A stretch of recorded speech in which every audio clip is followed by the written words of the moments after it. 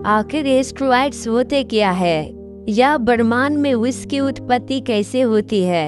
हम सब तो जानते ही हैं कि सभी ग्रहों के लिए एस्ट्रॉइड्स कितने बड़े खतरे हैं। वैसे आप आसमान में टूटते हुए तारे कभी न कभी जरूर देखे होंगे, पर तारे टूटकर वैसे कभी नष्ट नहीं होते। एक्चुअली वो मेटोर होते हैं जिन्हें उल्का पिंड भी कहा जाता है। ये बनते हैं एस्ट्रॉइड्स के आपस में टकराने से।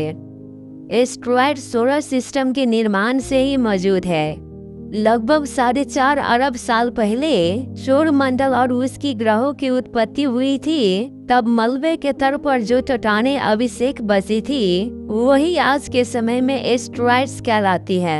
नासा के अकॉर्डिंग इनमें से ज्यादातर एस्ट्रॉइड्स मंगल और बृहस्पति के बीच एस्ट्रॉइड्स बेल्ट में पाए जाते हैं और नासा ने अभी तक 10 लाख एस्ट्रॉइड्स की गिनती कर रखे हैं। वो एस्ट्रॉइड्स ब्रह्मांड में भटकते मुसाफिर की तरह है जो आकार में चपटे और ओवल होते हैं। बाकी ग्रहों की तरह सूर्य की चारों ओर चक्कर काटते रहते हैं। वही एस्ट्रॉइड्स के अक्सर माइनर प्लैनेट्स और ड्वार्फ प्लैनेट्स भी कहते हैं।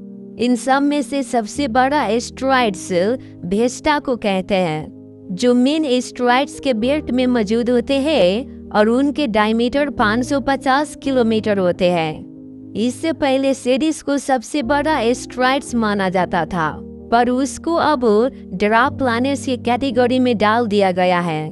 लेकिन एस्ट्रॉइड्स की खोज में सबसे बड़े वैज्ञानिक थे जियोस्पी पिज़ेल, जो 1801 में ब्रह्मांड के सबसे बड़े एस्ट्रॉइड्स की खोज की थी। वो एस्ट्रॉइड सेरिस ही थे। वैसे ब्रह्मांड में इस एस्ट्रॉइड्स का रुतबा भी कम नहीं है। आकार में तो वो ऐसे बौने होते हैं, लेकिन काफी शक्तिशाली माना जाता है। वैसे वैज्ञानिक ने खोज की है कि एस्ट्रॉइड्स का चंद्रमा भी होता है, जैसे कि डिडीमोस 780 मीटर का है और उसके इर्द गिर्द में एक डिडीमोर्फस चंद्रमा है जो उनके चारों ओर घूमते रहते हैं। डिडीमोर्फस चंद्रमा के डायमीटर 160 मीटर है, जो पृथ्वी ग्रह के वायुमंडल से होकर गुजरते रहते हैं। और वो जब पृथ्वी के सतह पर गिरने का प्रयास करता है तब एटमॉस्फेयर के वायुमंडल में घर्षण होने के कारण से गिरने वाले एस्ट्रॉइड्स में आग लग जाते हैं। अब जानते हैं कि एस्ट्रॉइड्स यूनिवर्स में कैसे बने हैं। जब सोलर सिस्टम का निर्माण लगभग 4.5 अरब साल पहले हो रहा था, तब एक विशाल गैस और धूल का बादल घूमने लगा। धीरे धीरे उस बादल के बीच में सूर्य का निर्माण होता है और उसके चारों ओर धूल और चट्टानों के टुकड़े एकता होने लगते हैं और बची हुई छोटे छोटे चट्टानें थे वो एक आपस में टकराने लगे। इतने विशाल टकराव थे कि कुछ एस्ट्रॉइड्स एक आपस में जुट रहे थे तो कुछ एस्ट्रॉइड्स बहुत टुकड़े होकर यूनिवर्स में बिखर रहे थे। और जो एस्ट्रॉइड्स यूनिवर्स में एक आपस में जुट रहे थे वो एस्ट्रॉइड्स ग्रहों में निर्माण होता है, और जो बहुत टुकड़ों में बची हुई एस्ट्रॉइड्स होती हैं वही एस्ट्रॉइड्स यूनिवर्स में ऑर्बिट करते रह जाते हैं। और एस्ट्रॉइड्स की कैटेगरी की बात करें तो मेनली 3 प्रकार की होती है। और फर्स्ट कैटेगरी में आती है मोनोलिथ चोंद्रीडाइट एस्ट्रॉइड्स, जिसे सोलर सिस्टम का नील यानी असली ईंट कहा जाता है। जब से सौर मंडल बना है तब से कोई खास चेंज देखने को नहीं मिला है। उसके अंदर अभी भी कुछ मात्रा में सिलिकेट और कार्बन पाया जाता है। और दूसरा कैटेगरी है डिफरेंशिएटेड एस्ट्रॉइड्स, जिनका बिहेवियर ऐसा है कि वो सबसे छोटा ग्रह है लेकिन उसके अंदर काफी मात्रा में आयरन और निकल्स धातुएं पाए जाते हैं, जो काफी भारी होने के कारण से नीचे चले जाते हैं और हल्के चीजों ऊपर आ जाते हैं। उनके सबसे नीचे के भाग को कोर कहते हैं और बीच को भाग को मेंटल और सबसे ऊपर के भाग को क्रस्ट कहते हैं। और तीसरा कैटेगरी में है रबर पाइल एस्ट्रॉइड्स।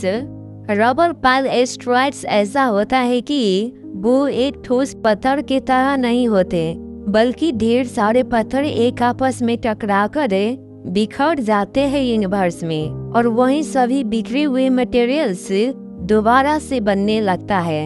इसी को रबर पाइल एस्ट्रॉइड्स कहते हैं।